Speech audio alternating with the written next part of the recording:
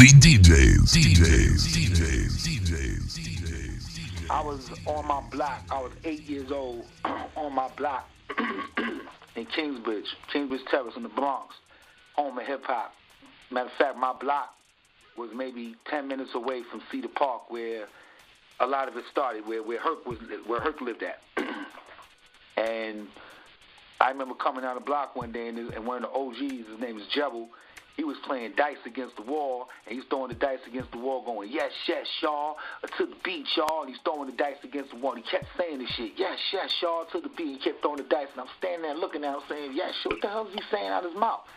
And then that weekend, that Friday, there was a crew called Rockwell Incorporated.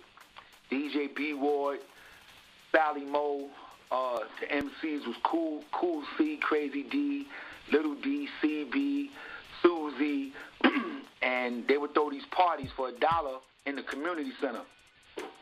So we go to the community center for the first time I went, and I seen B Ward DJing. It was like he was talking to the needles. It was like anywhere he dropped the needle, it went right where he wanted to go, and he was just crazy with the shit.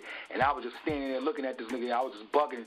I wouldn't talk to no girls, wouldn't walk around, wouldn't do nothing. I was just staring at him all night. Ran home, told my mother wanted to be a DJ, and she didn't have a lot of money. She bought me a mixer that had no headphone hole. So I had to guess all the spots that I wanted to cut with no headphones. That's how I got better than everybody in my neighborhood, because I had no headphones. I had to guess everything.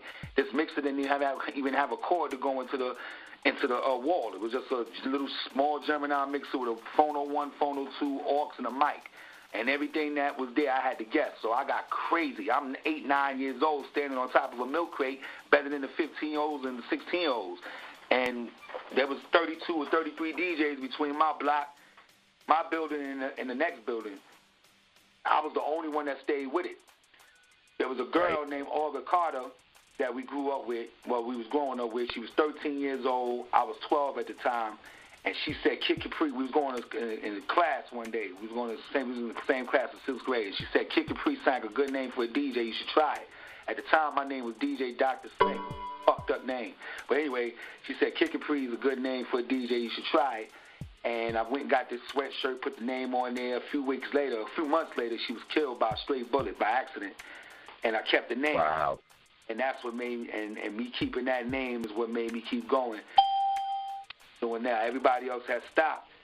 I was doing parties in houses and churches and schoolyards all over the place until I got to do what I did. I started doing years later. I started doing Kingsbridge Community Heights, where I started playing for the little kids. I used to do little parties for them on Friday from 9:30 to 12:30, and then in the same building, I used to take care of women that was raped. I became like a women's rape counselor. I always had a job. I worked at 9 supermarkets. I always sold stuff on the street. I worked in a shoe store, Butler shoe store. I worked in Barnes and Noble. I always kept a gig, you know what I'm saying, before I even had a name. So while I was doing this in Kingsbridge, at the same time I'm doing this for the kids, when I leave them on Friday, I'm going to the S&S Club where there was all the drug dealers, the killers, everybody that you've seen in Paid in Full movie. They was right there next to me, right there in the same club. Seen them niggas, everything. But because they was doing what they were doing and I was doing what I was doing, which wasn't what they were doing, they looked at me with a certain amount of respect. Everybody was sniffing coke. Everybody was doing sneaky shit. I wasn't on it like that. I was just doing what I did, me and Star Child, and made our tapes, solos, and while they were selling $20 cracks, we sold $20 tapes. Many times they tried to offer me kilos to sell coke, and I would say, nah, I'm good, I'm going to sell these tapes, and that's the direction I went. And they got locked up, they got shot up, killed, whatever the situation is. I kept moving. But it was that place that was the beginning of me getting known, because it was the drug dealers that made my mixtapes go at first. They were the ones that was taking them out of town to let other people hear them. They were the ones that would buy 5 or 6 of them. I'll pull a tape that was $20. He would give me $500 just for one tape, because my tape was so smoking. Any tape that I ever put out always was something crazy. Any tape that I put out always made you feel good. It always made you feel like, damn, I wish I was there, or I feel like I am there. When I made my tapes, I made you feel like you was a part of it. You know what I'm saying? So it became so revolutionary that I'm starting to see that every car that went by in the street, you heard nothing but my tape. Everywhere, cop cars pulling up my tape. Mr. Softy truck. crazy. Like, it started to become real crazy. People started to get shot at. Like, I had these 2 chicks that was out there selling them joints. They started getting shot at. So it was crazy. It was starting to become stupid. And then I got my first album deal, and I ran the magazine. The A&R chick, she brought me the publicity chick, she brought me 4 magazines, and all 4 of the magazines said Kid Capri, the only one in the world to make millions of dollars off of selling street mixtapes. That's when I decided to stop, because that wasn't the truth. People were buying my tapes, and they go sell them and buying houses and fucking Ferraris and all that shit. I wasn't seeing none of that. It was it was a stepping stone to get out there. So in order for me to stop the epidemic, I had to stop what the cause was, and that was me stop making them. And then some kid rolled up on me when I decided to stop doing it, and he had a little piece of a tape, and he said, yo, there's this kid named Doo-Wop that's about to dish you. And he played me the tape, and that night I made the beat, I chopped up the Earth, Wind & Fire, put it on the 4-track, wrote the rhyme, had the tape out the next day. Bob came out with like 50 tapes after me because my tape was so crazy, he had to come out and do something.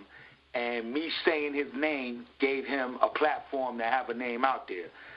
So that became a legendary battle, and at the end of the day, that was my last one. And from there, I took my career to a whole nother level, left the mixtape game, the Clue, and everybody else that did it. But the same thing that happened to Drama was the same thing that I didn't want to happen to me. And that's why I left when I left. Because at the end of the day, with your good intentions, my mixtapes, people were getting shows off of because they wasn't even getting heard on radio or no videos, but they were getting heard on my tapes, and my tapes were smoking hot. So they would get shows off my tapes.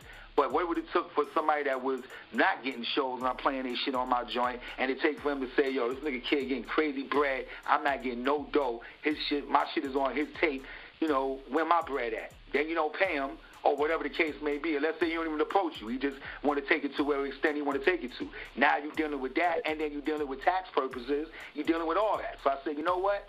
Let me keep it clean, and I'm going to leave at the top of the heap and go take my shit another way. And that's what I did. And when I started seeing that it was becoming different than what I used to do, my mixtape, I wrote my name on it, wrote the date on it, kept it like that, and it was nice.